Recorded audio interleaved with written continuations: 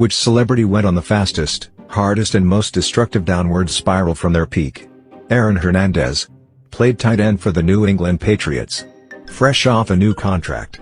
Killed his friend, found guilty, then took his own life during the appeal. Ezra Miller is doing a speedrun on this ATM.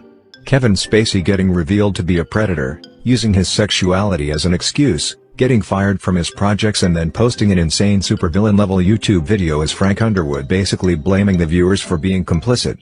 Mark Salling. The guy who played Puck in Glee. Maybe not the biggest star, but he was a fan favorite on a huge show. Got caught with child content, pleaded guilty, then hung himself. That's a pretty hard downward spiral. Jared Fogle, the subway guy. The things discovered about him are quite disturbing. Prison is an appropriate place for him.